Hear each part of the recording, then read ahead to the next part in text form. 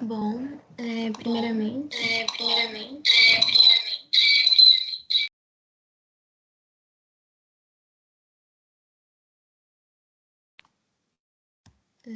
me desculpe, eu esqueci de, de retirar o meu tablet aqui, que eu tava com uma segunda tela antes da gente começar.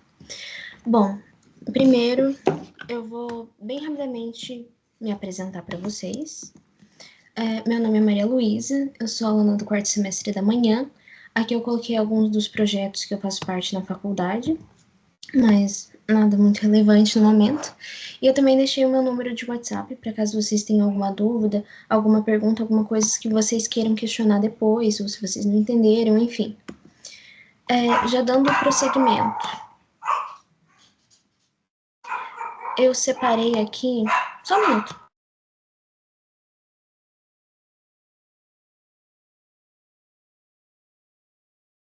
Bom, aqui eu separei um pouquinho o que seriam as etapas da monitoria. Então, primeiro eu vou falar rapidinho qual vai ser o método, depois eu vou realmente dar prosseguimento na monitoria em si. O método que eu vou usar, ele é bem simples e bem parecido com o que vocês já estavam acostumados para a parte de penal. Então, normalmente eu vou fazer uma revisão bem breve do que a Maria Lúcia já passou para vocês, depois uma aula expositiva, eu vou apresentar algumas questões, tipo de concurso, sabe, que cai na nossa prova. Se vocês quiserem, vocês podem fazer, se não, tudo bem também. Eu também vou abrir para vocês tirar dúvidas e eu vou disponibilizar um resumo, na verdade eu já disponibilizei. Ele é do semestre inteiro, então não se preocupem que tem coisa que vocês ainda não viram. Tá normal, tá ok, tá esperado. E quando a gente chegar um pouco mais pra frente, eu também explico um pouquinho melhor essa questão do resumo para vocês, que tem bastante coisa lá. Bom, para começar de fato, com relação às sanções penais. Primeiro nós vamos falar das penas, obviamente, mas existem dois tipos de sanções penais, porque sanção ela é um gênero, e o primeiro das possibilidades é a medida de segurança, e depois nós temos as penas. Aqui eu coloquei alguns diferenciais das duas, das medidas e das penas, mas o que vale mesmo vocês saberem no momento é que as medidas de segurança são para os inimputáveis, enquanto as penas são para os imputáveis. O nosso código, ele não definiu quem era imputável. Na verdade, o imputável, ele é por um critério de exclusão, porque ele definiu, sim, pra gente, que são os inimputáveis. Existem três hipóteses, mas a primeira, que é a do menor de 18 anos, ele não vai sofrer uma medida de segurança, ele vai ter uma medida socioeducativa.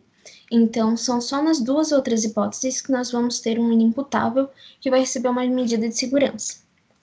A primeira é com relação à enfermidade mental, que pode ser um desenvolvimento mental incompleto ou retardado, e por consequência disso, ou a pessoa ela não vai entender o caráter lícito da conduta, ou a pessoa, mesmo entendendo, ela não vai conseguir não cometer o crime, mesmo assim. Nessas duas hipóteses, nós consideramos que é uma questão de desenvolvimento mental, enfermidade mental, e vai ser aplicada uma medida de segurança. Também existe a possibilidade de ser por uma embriaguez, que pode ser ou completa, na verdade tem de ser completa, mas ela pode ser ou por caso fortuito ou por força maior, que é quando a pessoa ela não quer ficar bêbada, mas ela acaba ficando bêbada. Então, ela é drogada, ou ela acha que ela tá tomando um suco, enfim, e ela bebeu álcool, na verdade. São esses exemplos clássicos da doutrina. É bem difícil de acontecer, mas nessas duas hipóteses, embriaguez e questões de saúde mental, você vai ter uma medida de segurança. De resto, nós vamos ter penas. Com relação às penas, primeiro a Luzia ela pediu para a gente falar um pouquinho das penas na Constituição Federal, então eu vou passar um pouco mais brevemente por elas, antes da gente realmente começar a matéria. As penas permitidas e as proibidas, elas estão no artigo 5º, nos incisos 46 e 47. As proibidas são as de morte, salvo em caso de guerra declarada, caráter perpétuo, trabalhos forçados, banimento e cruéis. Essas, enquanto a nossa Constituição estiver vigente, não podem acontecer, elas não podem aparecer em nenhum crime, simplesmente são impraticáveis. Agora, as que estão no inciso 46, elas não são só permitidas, como algumas delas são adotadas. No caso, para ficar um pouquinho mais fácil para vocês, eu grifei o que seriam as adotadas. A primeira é a privação ou restrição de liberdade, que seria a nossa privativa de liberdade. Depois vem a de multa, que também é de multa, e a prestação social alternativa, elas são as medidas restritivas de direitos. No caso, eu coloquei como sendo prestação social alternativa, porque é basicamente a essência dela, mas eu até coloquei um asterisco nela, na perda de bens e na suspensão e interdição de direitos, porque todas essas são medidas alternativas, são penas alternativas que vão ser aplicadas em alguns casos se o condenado tiver alguns critérios. A gente vai ver isso um pouco mais para frente, então não vou me adiantar muito, mas saibam que esse rol, ele foi completamente adotado, não com cada uma com esse nome, mas ele está, sim, sendo usado, e existem outras que também são aplicadas como restritivas de direito. Agora, para a gente começar de fato na privativa de liberdade. A maioria dos nossos crimes, eles são punidos com penas privativas de liberdade. Você vai saber que é uma pena privativa de liberdade quando você olhar ali o crime e você ver que embaixo está escrito pena, detenção ou reclusão de tanto a tanto. Pode ser meses, anos, enfim, não importa. No momento não importa. Quando você vê isso daí, você sabe que é uma pena privativa de liberdade, não existe outra opção. Ou, né, existe também a alternativa de estar escrito pena de multa, mas no momento a pena de multa não vai importar muito. Com relação a essa pena, as duas principais coisas a prestar atenção. O primeiro é justamente essa palavrinha inicial, detenção ou reclusão. E a segunda vai ser o regime que vai ser cumprido, que está diretamente ligado a essa detenção e essa reclusão. Então, vamos começar. O que é detenção e o que é reclusão? A detenção, ela é, digamos assim, a forma que o legislador achou de punir menos severamente os crimes que ele não achou que ele precisasse ser tão severo. Então, são crimes, digamos assim, mais leves, por qual ele determinou que estava tudo bem ele ser um pouquinho mais bonzinho. Então, ele determinou que na detenção existem dois regimes possíveis, o regime aberto e o semiaberto. Agora, a reclusão não. A reclusão é aquele em que ele determinou que ele precisava, sim, ser um pouquinho mais duro. Um pouquinho, não é exatamente um pouquinho, é bem mais duro. Nesse caso, ele acrescentou um regime a mais, o regime fechado. Então, quando você tiver algum condenado, seja por um crime, enfim, em uma detração, em uma detenção, um crime punido a título de detenção, você pode ter certeza que o regime inicial de cumprimento de pena dele nunca vai se iniciar no fechado. Pode ser que por uma questão ou outra ele acabe indo para lá, mas esse nunca vai ser o regime inicial. Com a reclusão, não. Com a reclusão pode ser tanto fechado, semiaberto ou aberto. Nesse momento você pode se perguntar, nossa, mas como é que eu vou saber, então, em qual regime que eu vou iniciar? Bom, existem 3 fatores a se considerar. O primeiro é se é uma detenção ou se é uma reclusão. O segundo é o tempo total da condenação, que você vai ver na sentença da pessoa. E o terceiro é se é um reincidente ou não. Bom, se a gente vai em um crime punido a título de detenção, a gente vai estar aqui desse lado esquerdo. Se for uma reclusão, a gente vai estar aqui no lado direito.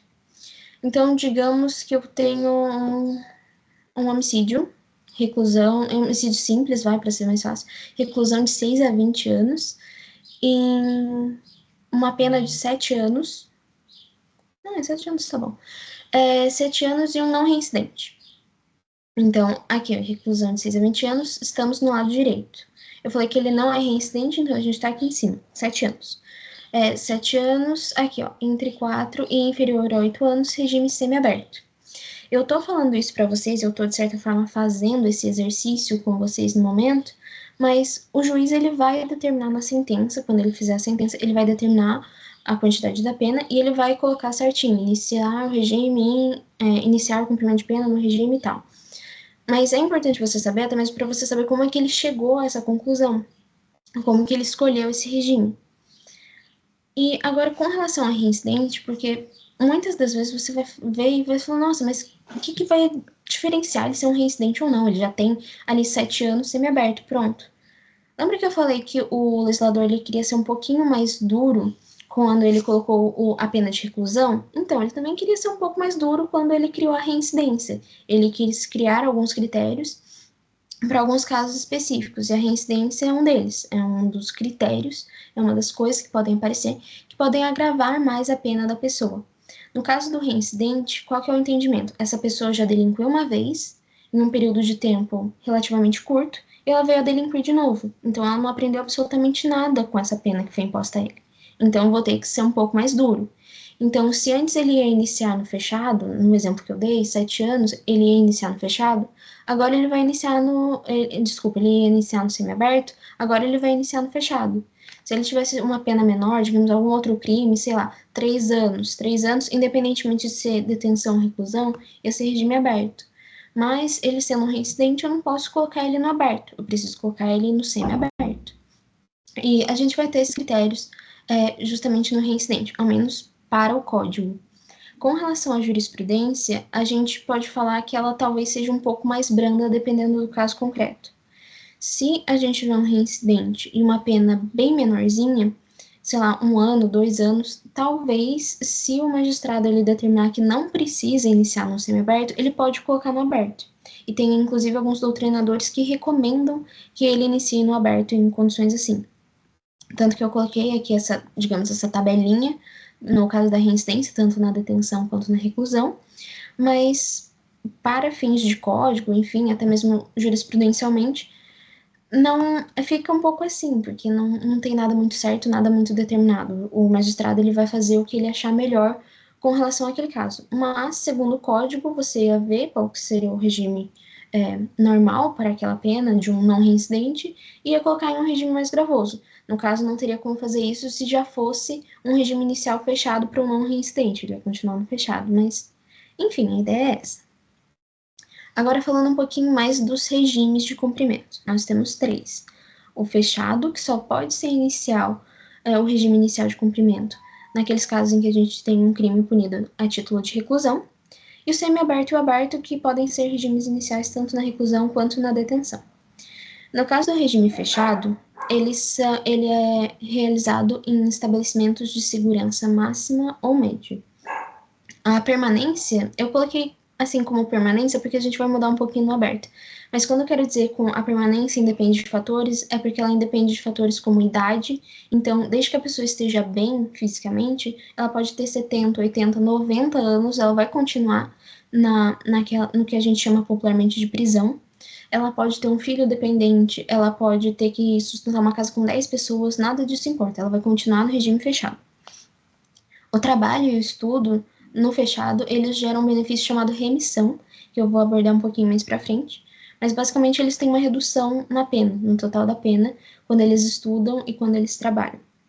No caso do regime fechado, esse estudo, normalmente ele vai ser online, mas ele vai ser dentro das dependências ali daquele presídio. O mesmo serve para o trabalho.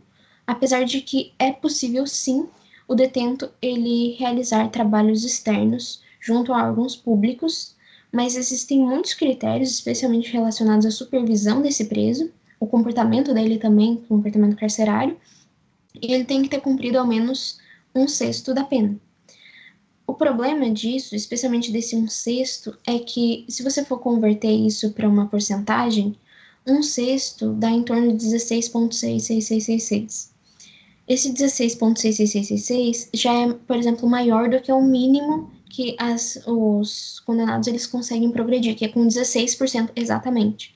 Então, se você tem um condenado, no caso, provavelmente ele não vai estar no fechado, mas se você tem um condenado que ele precisa de 16% para ele progredir de regime, é muito mais fácil ele progredir antes de ele começar a poder trabalhar externamente. Além disso, como eu falei, tem que ser muito supervisionado. Existem muitas regras com relação a essa supervisão e acaba que os órgãos públicos normalmente eles não têm efetivo suficiente. E eles não tendo efetivo, é muito melhor que eles contratem algum outro detento que tenha uma maior liberdade, que dependa menos dessa supervisão, para que eles possam trabalhar um pouco melhor. E por último, eu coloquei também uma curiosidade, que é com relação ao exame criminológico. Quando a pessoa ela entra direto no regime fechado, o Código Penal ele prevê que seja necessário fazer um exame criminológico, que é basicamente uma análise ali, psicológica, enfim, do detento. E existe um certo conflito com a lei de execução penal justamente na progressão de regimes. Na hora de progredir, o Código ele prevê que deve ser refeito esse exame criminológico, enquanto que a LEP prevê que não precisa. Ela, na verdade, não é que ela não fala que não precisa, ela só não fala nada. Então, existe um certo conflito na doutrina, que eu achei até interessante trazer um pouco para vocês.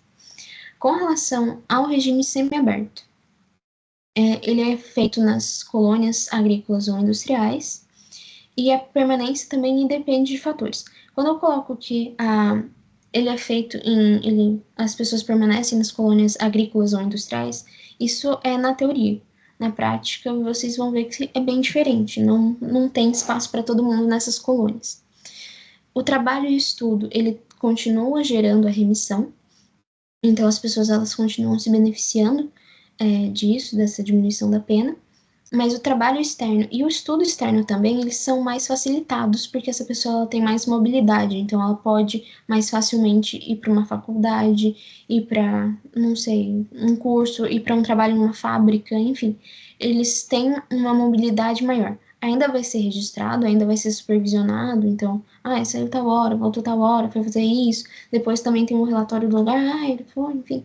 Existe todo esse controle, mas é bem menor do que no fechado. Então, se torna mais viável para as empresas contratarem esses condenados que estão no semiaberto. Com relação. E é no semiaberto também que a gente tem as famosas saidinhas, que são esses benefícios que os presos têm, justamente por eles estarem mais perto de reintegrar a sociedade. Com relação ao regime aberto, em teoria, ele era para ser realizado também na casa do albergado. O que acontece é que tem muito poucas casas do albergado nas comarcas. Então, é até difícil você achar algumas. Eu acho que na região deve ter uma em Guará, mas eu não tenho muita certeza. Fora isso, justamente por essa indisponibilidade das casas, é muito comum que exista a prisão albergue domiciliar.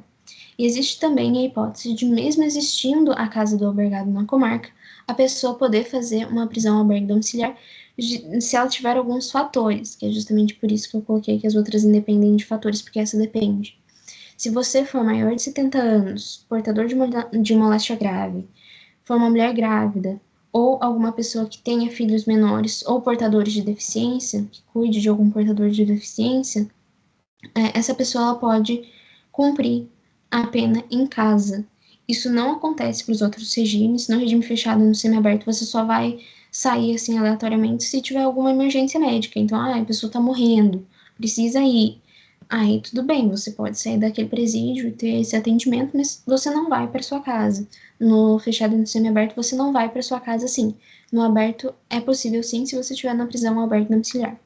O único problema, digamos assim, do regime aberto é que, uma vez que você entra nele, você deixa de se beneficiar com a remissão. Então, mesmo que você trabalhe, mesmo que você estude, você não vai ter essa diminuiçãozinha da pena.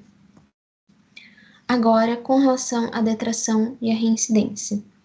A detração penal, ela é basicamente uma forma de você garantir os direitos constitucionais do condenado. E a remissão era o que eu estava explicando para vocês até agora. Então, só para concluir a remissão e para eu entrar na detração. O motivo, na verdade, pelo qual eu coloquei detração e remissão juntos, é porque eles geram o mesmo efeito, que é justamente você retirar uma parte da pena do condenado, você descontar um pouco dessa pena. Só que elas estão em fundamentos completamente diferentes. A remissão, ela vai ser pelo estudo ou pelo trabalho, uma vez que a pessoa já foi condenada. Então, a pessoa foi condenada, ela foi considerada culpada por aquele crime, ela está cumprindo a pena dela, e durante esse cumprimento de pena, ela estuda e ela trabalha, ou um ou outro também pode ser, e com isso ela vai conseguir tirar um pouquinho dessa pena. No caso do estudo, são 12 horas que tem que estar divididas em no mínimo 3 dias. Pode ser mais, mas são pelo menos 12 horas em 3 dias, e isso vai descontar um dia da pena. Existe também a possibilidade, né, de a pessoa colar o grau, seja ensino fundamental, ensino médio, curso de nível superior, independentemente do que seja, se ela colar o grau, ela vai conseguir, fora a carga horária total do curso, mais um terço. Então, se era um curso de 300 horas, ela vai conseguir se beneficiar de 400 horas no total para ser retirado da pena dela. Com relação ao trabalho, cada 3 dias de trabalho do condenado vai retirar um dia da pena. No caso da detração, é um fundamento completamente diferente. A detração, como eu falei, é uma forma de você garantir os direitos constitucionais desse condenado.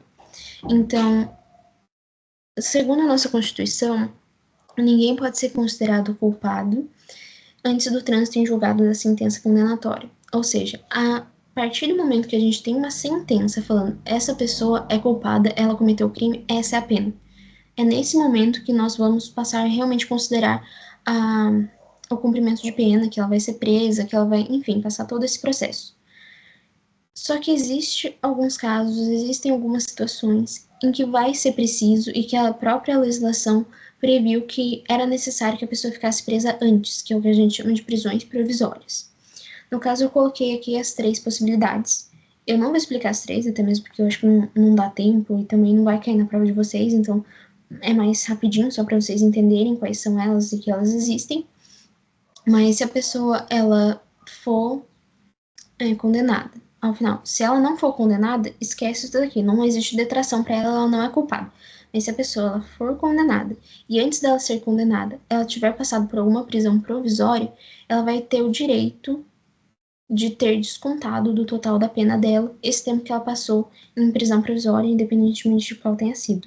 Então, se ela passou 6 meses em prisão provisória, no final, eles vão ter que retirar 6 meses da condenação. Vai cumprir, teoricamente, as pessoas provavelmente falarem, ah, mas saiu 6 meses antes, deixa de cumprir 6 meses antes. Não, é que ela já cumpriu. Bom, com relação a essa parte, não tem mais muito o que falar. Se vocês quiserem dar uma olhadinha, na verdade, nas prisões provisórias, elas estão no Código de Processo Penal. Eu não lembro exatamente, eu acho que lá pelo 300 alguma coisa. Não tenho tanta certeza, mas se você der uma olhadinha, você consegue achar, não é tão difícil. E lá tem critérios para elas, enfim, quando que você aplica uma, quando que você não aplica outra. Tem tudo certinho lá. Agora, com relação à reincidência. A reincidência também... Só um minutinho. A reincidência... Eu já, de certa forma, falei um pouquinho sobre a reincidência, justamente na parte que eu estava falando do regime inicial, mas para dar um enfoque maior para a reincidência agora. Quem seria esse reincidente? Bom, o reincidente é aquela pessoa que foi condenada, ou seja, que cometeu um crime, que já foi determinado que ela realmente, ela não é inocente, ela é culpada, ela cometeu o crime, e a partir do momento que você tiver essa condenação, durante todo o cumprimento de pena, ela vai ser reincidente. Primeiro ponto. Eu já vi, e eu tô falando isso porque eu já vi muitas questões de alternativa que falam, a pessoa cometeu um crime tal dia, depois ela cometeu outro crime, e aí aqui ela foi condenada. Para esse crime aqui, esse segundo crime, ela é reincidente? Não, ela não é reincidente. Então, a gente só vai começar a considerar reincidência a partir do momento que a pessoa for condenada. A partir da condenação, você pode considerar que você vai ter um reincidente. Se ele, não importa que ele cometeu 10 crimes entre esse primeiro e a condenação dele. Para esses 10 crimes, ele vai ser primário. Tá? O primeiro ponto. A gente só vai considerar que a pessoa ela é reincidente a partir do momento que você tem uma condenação. Condenou. A gente vai ter o cumprimento de pena. Terminou o cumprimento. Durante todo esse período, se cometeu algum crime, é reincidente. Tá, terminou o cumprimento, beleza, já não tem mais o que cumprir, já esgotou as penas. A gente vai contar mais 5 anos. Por mais um período de 5 anos do fim do cumprimento ou da extinção, essa pessoa, se cometeu algum crime, vai ser reincidente. Depois desses 5 anos, não é mais reincidente, porque a gente adota um critério temporal. Eu falei esse tempo todo de crime, mas pode ser um crime ou um crime. A reincidência, no caso, ela pode ser de um crime e depois de um outro crime, de uma contravenção penal e outra contravenção penal, e também de um crime e depois uma contravenção penal.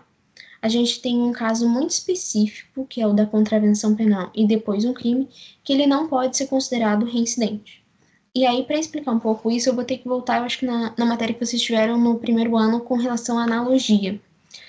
O nosso legislador, ele não fez nenhuma previsão muito clara com relação à contravenção e depois o crime. Na verdade, ele não falou. Ele falou que quem cometeu o crime depois o crime era reincidente, contravenção depois contravenção, reincidente, e crime depois contravenção, reincidente. Mas ele não falou nada com relação a essa hipótese em específico. Naturalmente, você falaria, não, mas dá para entender que foi isso que ele quis dizer. E eu concordo, realmente, dá para entender que ele provavelmente quis dizer isso. Só que a gente tem uma vedação muito específica para o direito penal, que é a vedação da analogia em mala partem, que é como a doutrina chama, ou seja, a analogia que prejudica o réu. Se eu for considerar que a pessoa que cometeu uma contravenção e depois do cumprimento ou extinção, enfim, desde o momento da condenação dela até esse período de 5 anos, ao fim do período de 5 anos, ela comete um novo crime, ela seria reincidente, eu estaria fazendo uma analogia que vai prejudicar essa pessoa. Eu estaria prejudicando o réu. Então, eu não posso fazer isso. Existe essa vedação. Não é que a analogia, de uma forma geral, ela é proibida. Inclusive, tem muitos casos em que ela é aplicada. Mas ela nunca vai poder ser aplicada contra o réu, de uma forma que vai prejudicar ele. Aqui também eu coloquei o que seria o cumprimento da pena, apesar de que eu acho que é bem autoexplicativo. E a extinção. No caso da extinção, eu coloquei aqui mais como uma curiosidade. Existem algumas causas ali no Código Penal que vão levar à extinção. No caso, eu coloquei alguns exemplos, que seria a prescrição da pretensão executória, anistia, graça e indulto. Você não precisa saber disso. Não no momento, pelo menos, é mais para o finalzinho do semestre que vocês vão ver. Mas eu coloquei mais por uma questão de curiosidade. Se vocês se depararem em algum momento com isso, em alguma questão, enfim, se você já quiser ir resolvendo, se você vê esses elementos, saiba que isso extinguiu a pena. E aí você vai começar a contar o prazo. Mas, novamente, não se preocupe com isso por enquanto. Aqui eu coloquei também as consequências da reincidência, justamente porque quando eu estava mais no início, eu falei, mas de que vai servir eu saber se ele é reincidente ou não? Como eu falei, o legislador ele tem uma necessidade de demonstrar um pouco mais, um pulso mais firme com essas pessoas que já delinquiram e voltaram a delinquir em um período de tempo tão curto. Então aqui eu coloquei só algumas das coisas, isso aqui foi o que eu lembrei enquanto eu estava fazendo o slide, então pode ser, muito provavelmente tem várias outras consequências da reincidência, mas eu também coloquei mais de curiosidade. A maioria disso daqui, eu acho que uns 3, eu acho que vocês ainda não viram. Mas alguns vocês já viram, como por exemplo aqui o regime inicial mais gravoso e considerado uma agravante genérica. Então tem muitas coisas que você ser um reincidente vai te prejudicar. Com relação à dosimetria de pena, já indo para o nosso último tópico da monitoria. Dosimetria é um nome mais genérico para a gente falar do cálculo de pena. Cada país adota um critério diferente para fazer esse cálculo. No caso nosso do Brasil, é o critério trifásico. O critério trifásico, acredito que vocês tenham percebido, mas aqui em cima eu coloco os artigos que estão no Código Penal. E, no caso, na Constituição também, se tiver algum. A primeira parte do critério trifásico vai estar no artigo 59, que são as circunstâncias judiciais do crime. Aí, o segundo vai estar no artigo 61 e no 65, mas esses 61 e 65, eu recomendo que vocês prestem um pouco atenção, que são as atenuantes e as agravantes genéricas. Existem outras, por exemplo, do concurso de pessoas, no caso das agravantes. Então, eu recomendo que vocês deem uma olhadinha um pouco mais cuidadosa nessa parte. E, por último, a última fase do nosso critério, para definir a dosimetria de pena, as causas de diminuição e aumento de pena que estão esparsas na legislação. Bom, iniciando a primeira fase, circunstâncias judiciais, o artigo 59 do Código Penal. Eu coloquei basicamente o texto do artigo, só coloquei de uma forma um pouco diferente. O juiz, atendo-se à culpabilidade, antecedentes, conduta social, personalidade do agente, motivos, circunstâncias, consequências do crime e comportamento da vítima. A partir desses 8 critérios, ele vai definir uma pena base para a pessoa.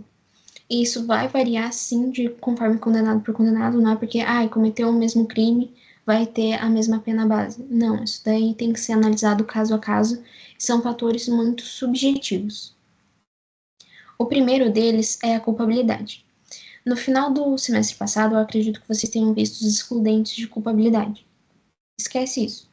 No momento não vai servir para nada. O excludente de culpabilidade, ele basicamente vai ajudar a definir se você vai ter uma punição ou não. Se a gente já está na sentença, é porque claramente você não tinha um excludente de culpabilidade, você foi considerado culpável, então você vai ter uma sentença. Aqui, culpabilidade seria o grau de reprobabilidade da conduta, ou seja, o quão ruim foi aquele crime. Novamente, nesse momento você pode pensar, nossa, mas cometeu um crime, é claro que é reprovável. E eu concordo, assim, de um modo geral eu concordo, realmente. Mas, especialmente se for um crime doloso. Mas não é tão simples. Realmente um crime é reprovável, mas existem crimes e crimes, né? Como diria a Luzia na última aula que a gente teve com ela, existem crimes e crimes. No caso, eu vou dar 2 exemplos para vocês, 2 homicídios dolosos. O primeiro, a gente tem uma mãe já muito doente, ela é cuidada pelo filho diariamente, e ela já tá numa fase terminal de uma doença, ela realmente tá muito mal, já não tem mais tratamento, ela tá mais na medicação de dor, sabe, nesse finalzinho. Medicação não tá funcionando, não existe mais tratamento, cada dia ela sente mais dor, ela tá pior. E aí o filho, um dia, se compadecendo muito com a dor da mãe, ele aceita finalmente os pedidos dela e ele dá uma dose um pouco maior do medicamento e ela acaba morrendo. Caso um. Agora para o caso 2. Uma pessoa, um homem está em casa, pode ser uma mulher também, não faz diferença. Em casa, tem uma arma, carrega a arma, sai fora de casa e decide que vai ser o dia que ele vai matar uma pessoa. Aí ele fica ali esperando na frente da casa, até que passa a primeira pessoa, ele descarrega tudo na pessoa e mata. Cenário 2. Os dois, se você for parar para observar, são crimes de homicídio dolosos. Os dois são homicídios dolosos, mas um, inquestionavelmente, é muito mais reprovável que o outro. Então, o juiz ele poderia, por exemplo, aumentar um oitavo no caso desse crime, no caso desse segundo. No primeiro, realmente não teria muito o que ele aumentar, o que ele considerar ali. Agora, com relação aos antecedentes, não confunda antecedente com reincidência, são coisas diferentes. No caso, os dois implicariam que a pessoa já cometeu um crime, mas a reincidência, como eu já até falei bem brevemente, ela é uma agravante. As agravantes são na segunda fase, então ela não vai poder ser considerada aqui. Se a gente fosse considerar a reincidência como uma agravante, a gente teria um problema chamado bis in idem, que é quando você duplamente pune uma pessoa por um mesmo fato. A gente não pode fazer isso. Então, reincidente é diferente da pessoa com maus antecedentes. Você pode até ter um reincidente com maus antecedentes, mas o que vai definir o mau antecedente é, ao final daquele período de 5 anos da reincidência, no momento que ele deixar de ser reincidente, ele vai passar a ter uma folha de antecedentes. Nessa folha de antecedentes vai constar que ele já cometeu esse crime.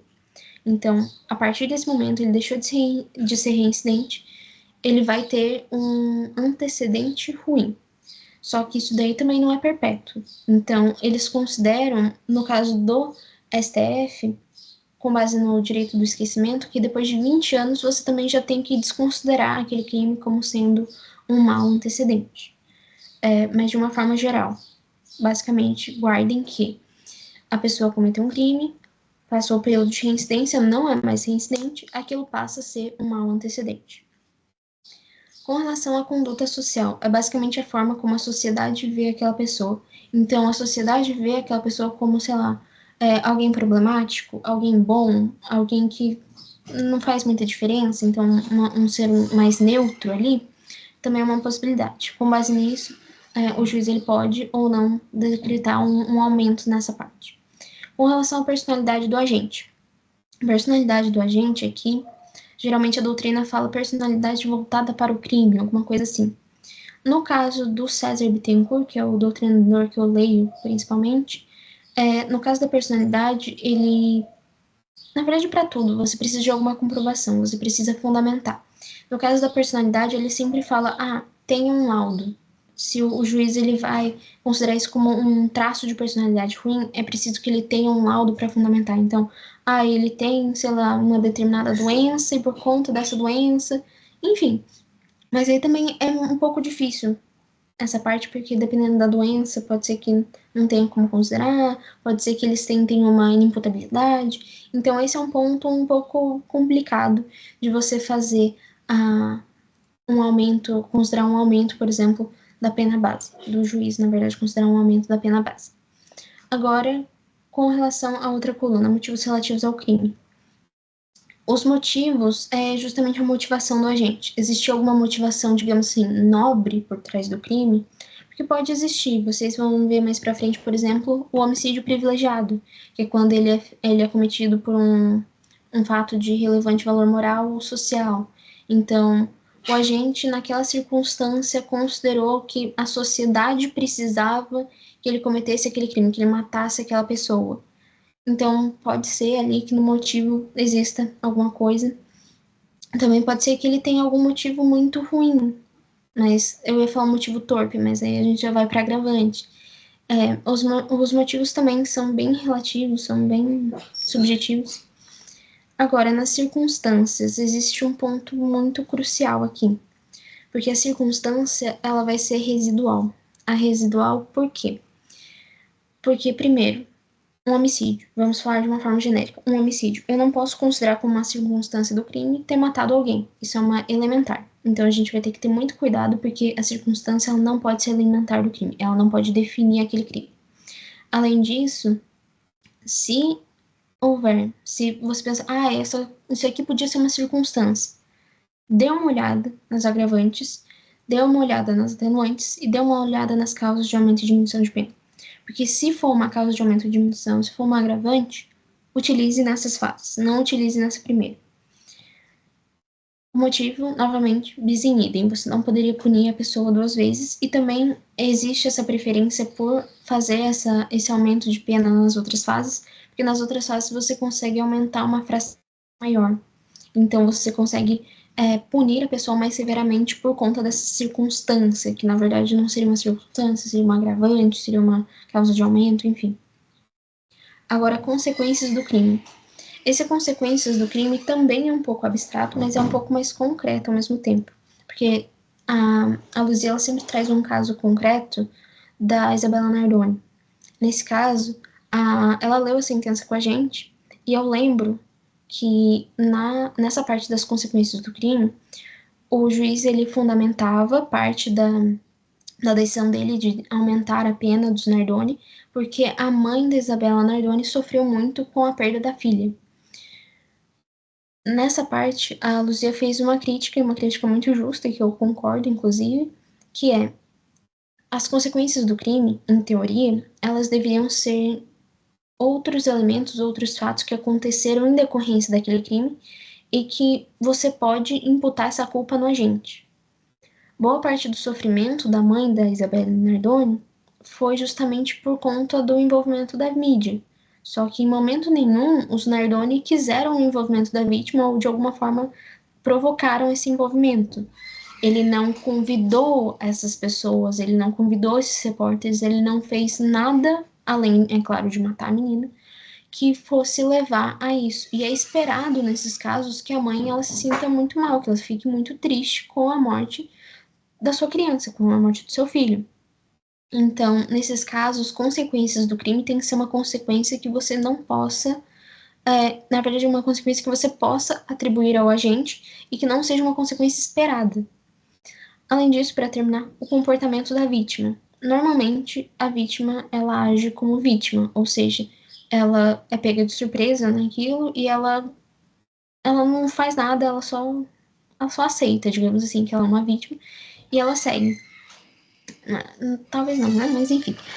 No caso de comportamento da vítima, seria se a vítima ela provocou de alguma forma o agente.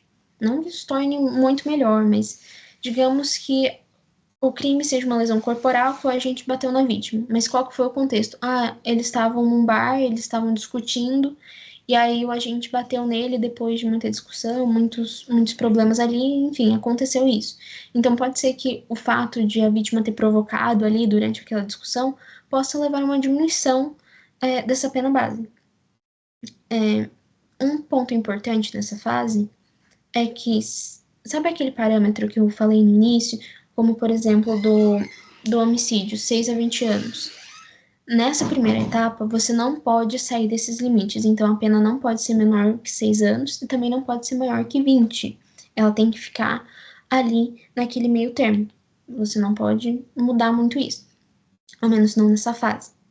E como eu já também falei bem brevemente, aqui são 8 critérios. Cada critério desse que o juiz considerar como ruim, enfim, ele vai poder aumentar um oitavo da pena. Na verdade, jurisprudencialmente falando, foi estabelecido esse um oitavo. Mas existem alguns casos em que o juiz ele vai considerar, não, mas esse fator está muito ruim. Então, ao invés de aumentar um oitavo, eu vou aumentar um sexto.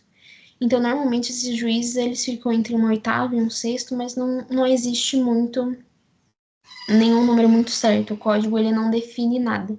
Isso é mais jurisprudencial. Agora, para a segunda fase. A segunda fase são os agravantes e os atenuantes genéricos. Eu coloquei os genéricos porque são mais simples e a ideia para o concurso de pessoas, por exemplo, é a mesma coisa também. Os atenuantes, eu acabei colocando o rol aqui deles. No caso das agravantes, faltaram bastante, mas já estava bastante coisa e não ia dar para colocar tudo no slide, então eu coloquei uns 3 pontinhos aqui e eu não coloquei tudo. Mas eu não vou explicar cada um também, porque a maioria eu acho que é até bem autoexplicativo, dá para entender bem facilmente se você der uma lidinha. Mas se vocês não entenderem também, pode me mandar uma mensagem. Mas, para a ideia geral dos atenuantes e agravantes. Os atenuantes, eles são um rol exemplificativo.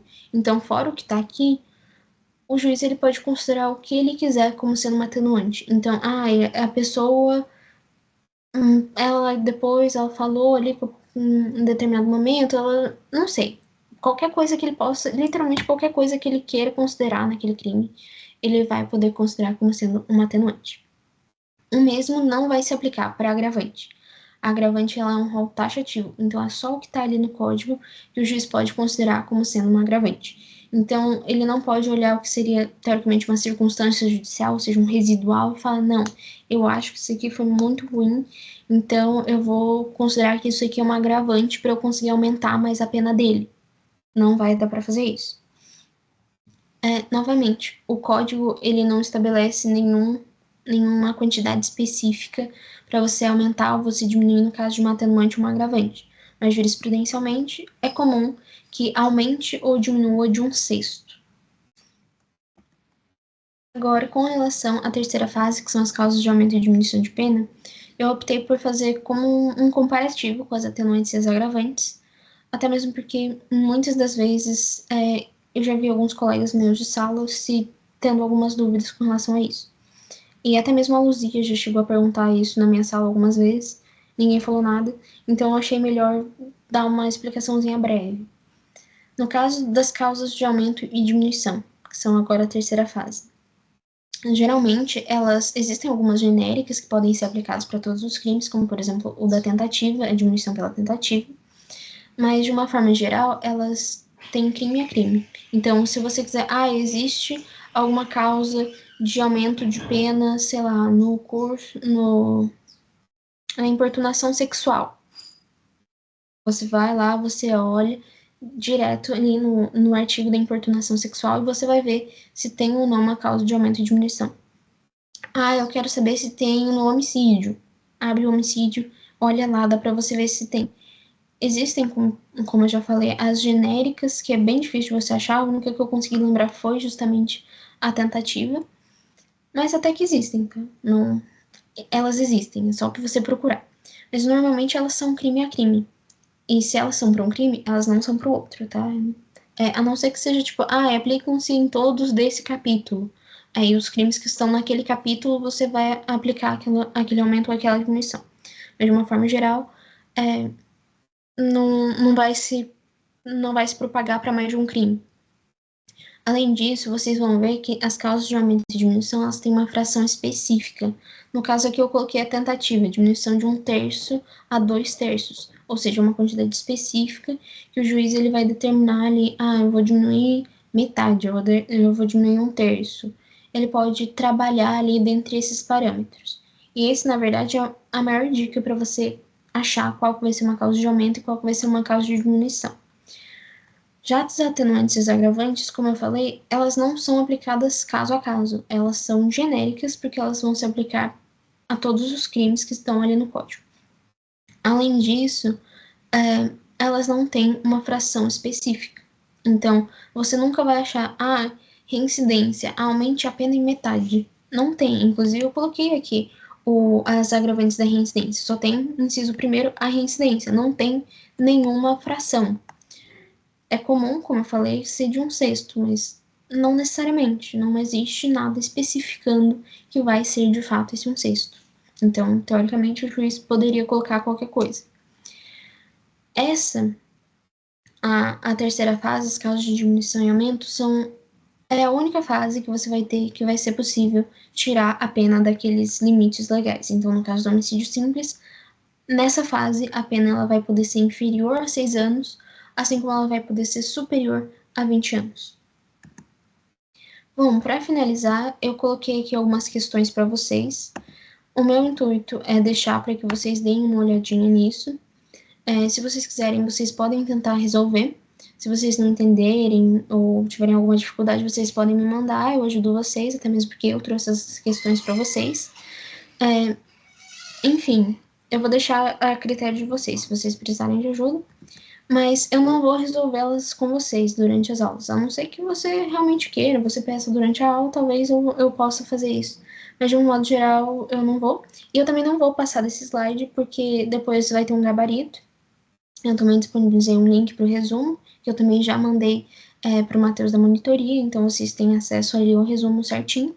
Esse é um resumo semestral do meu segundo semestre. Tiveram algumas mudanças de quando eu estava no segundo semestre, mas não precisa se preocupar, eu atualizei naquele resumo. Então tá tudo certinho. Lá tem não só a matéria que vocês vão ter nesse segundo semestre, mas também uma coisa ou outra que eu pesquisei ali enquanto eu estava vendo a doutrina e eu acabei estudando a mais. Então vai ter alguns tópicos que vocês não vão ver nesse segundo semestre, não se preocupem. E também esse é um resumo que eu fiz com base na doutrina do César Roberto Bittencourt, que francamente é uma doutrina bem densa, bem chata de ler. Então, se vocês tiverem algum interesse em uma parte meio resumida, tem esse meu resumo. Eu espero que essa monitoria tenha ajudado vocês em alguma coisa para estudar para essa prova de vocês, especialmente a turma da manhã. A turma da noite eu não consegui gravar a monitoria antes. Mas, de qualquer forma, eu espero que ajude em alguma coisa. E eu vou ficando por aqui.